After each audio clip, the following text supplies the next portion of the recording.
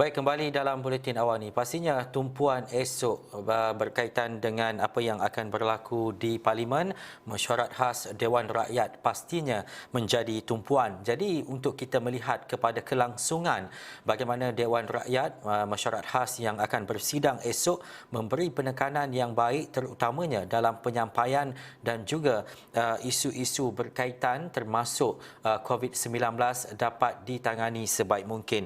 Jadi untuk mendapatkan komen, kita bersama dengan Ahli Parlimen Santubong, Datuk Seri Dr. Wan Junaidi Tuanku Jaafar ketika ini. Assalamualaikum, Datuk. Waalaikumsalam warahmatullahi. Datuk, pertama sekali untuk kita memahami kepentingan tempoh mesyuarat khas ini, khususnya dalam memastikan pelan pemulihan negara dapat berjalan dengan baik dan pada masa yang sama mengenepikan proses tidak mengenepikan proses semak dan imbang itu berlaku dalam tempoh mesyuarat khas ini, Datuk. Saya biarlah saya perjelaskan apa sebenarnya mesyuarat khas dulu ya. Ya. Yang pertama ialah mesyuarat khas ini ialah satu mesyuarat yang dipanggil oleh Yang Amat Berhormat Perdana Menteri. Itu pun ukuran daripada kalau kita dengar titah tuanku dan sebagainya tu. Titah tuanku yang di-Pertuan Agong dan seruan rakyat dan pihak-pihak yang tertentu di luar sana termasuk ahli-ahli politik. Jadi mesyuarat khas ini ialah berlaku di zaman masa kita mengadakan darurat. Jadi ada juga mengatakan bahawa di masa darurat ini tidak boleh diadakan mesyuarat khas. Sebenarnya apabila telah dibenarkan oleh di-Pertuan Agong, kita boleh mengadakan mesyuarat khas. Mesyuarat khas ini ditentukan di bawah Peraturan 11/3 Peraturan Majlis Dewan Rakyat ya. Yang mana bukan dipanggil the leader of the house ataupun ketua dewan, tetapi dipanggil Perdana Menteri boleh menetapkan mesyuarat khas ini daripada sudut jangka masa, daripada sudut masa dan apa benda-benda yang nak dibincangkan.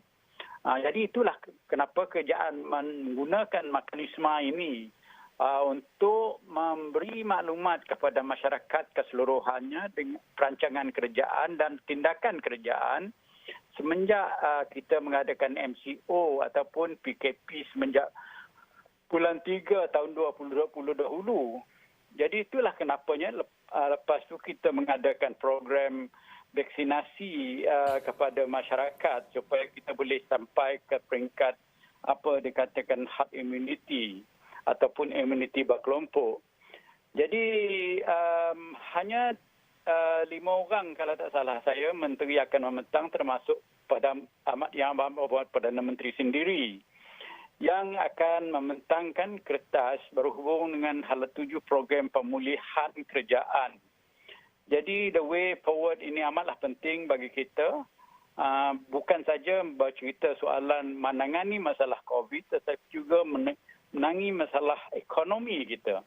Jadi dua perkara yang amat penting kepada negara. Yang pertama ialah soalan COVID.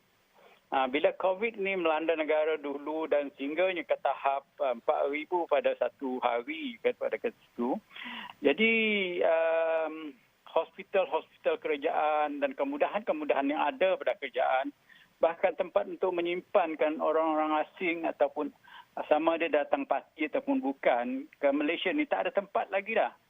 Jadi dalam keadaan sedemikian, maka kerajaan membuat keputusan untuk memohon kepada Tuanku Agong meminta darurat diisytiharkan untuk mengatasi masalah kemudahan-kemudahan yang terbatas pada ketika itu. Jadi dalam keadaan sedemikian maka darurat diisytiharkan untuk bukan menangani COVID itu sendiri tapi menangani masalah berbangkit daripada COVID itu. Tidak cukupi tempat hospital, tidak mencukupi tempat menyimpan orang, tidak mencukupi tempat untuk karantin, berbagai-bagai lagi di seluruh negara, bukan di Kuala Lumpur saja, tapi di seluruh negara. Jadi dalam keadaan demikian, maka ekonomi kita terjejas selepas PKP. Kalau kita ingat, sebelum masa PKP yang pertama pada bulan Mac hingga bulan April, Malaysia adalah salah sebuah negara yang harapan sekali dalam mengawal selia berhubung dengan COVID ini. Boleh dikatakan salah sebuah negara yang ke-6 berjaya di dunia menangani COVID. Kita mendapat pujian oleh masyarakat dunia sebagai negara yang berjaya. Tetapi apa yang berlaku pada ketika itu dengan tidak disangka apabila berlakunya pilihan raya negeri di Sabah. Walaupun kita tidak mengatakan itu satu alasan, tapi sebenarnya perkara itu berlaku pada ketika itu. Apabila kita pergi dengan SOP yang tertentu dibuat oleh pihak kerajaan, jadi berlakunya pilihan raya. Yeah. Bila pilihan raya negeri berlaku di Sabah, orang yang balik daripada Sabah tu, bayangkan, Sarawak pada ketika itu masih green, Perlis green, Terengganu, Kelantan, Pahang pun green. Bahkan saya bercakap dengan MB Pahang. Kita mengucap tahniah kerana kejayaan beliau menangani masalah COVID di Pahang. Tetapi apabila orang yang daripada Sabah balik, kempen daripada Sabah tu, berlakulah. Keseluruhan negara kita menjadi COVID hingganya sampai mencakap 4,000 satu hari. Jadi pada ketika itu, COVID ni bukan benda yang orang lain mengetahui tahu dan kita tidak ada pengalaman pada ketika itu sebenarnya. Dunia tak ada pengalaman macam mana handle COVID ni. Dan semua orang tidak boleh mengatakan dia ada mempunyai pengetahuan dan ilmu macam mana nak menangani masalah ni.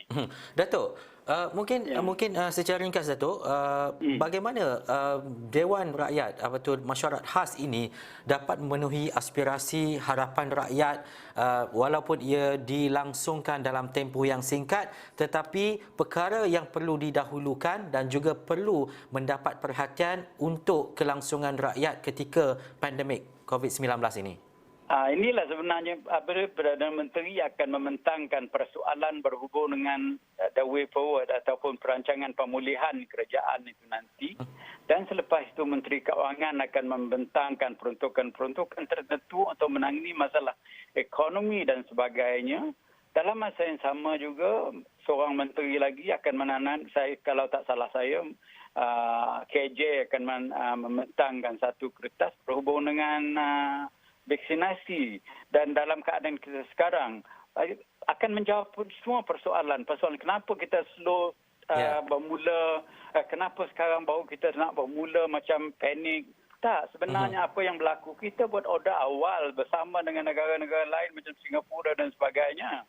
Tetapi di seluruh dunia sebenarnya, apa yang berlaku, ada negara-negara yang participate ataupun terlibat dengan research. Ada negara yang menyumbang kepada research. Jadi kita bukan salah satu negara sedemikian. Jadi dalam masa yang sama, oleh kerana pendekatan dibuat oleh kerajaan menerusi KJ, kita mendapat bekalan tetapi ada kelambatan pengantaran sedikit. Order tu bukan lambat, pengantaran balik kepada kita tu lambat sedikit. Walau bagaimanapun, kita KJ akan buat penjelasan semua ni dan Menteri Keuangan akan menjelaskan apa perancangan peruntukan yang bakal beri bantuan kepada rakyat dan macam mana pula kita akan membukakan ekonomi kita berperingkat-peringkat mengikut keadaan suntikan COVID kita ni. Jadi oleh kerana semua program-program ini telah dirancang oleh pihak kerajaan begitu rupa untuk memberi maklumat kepada rakyat secara menyeluruh.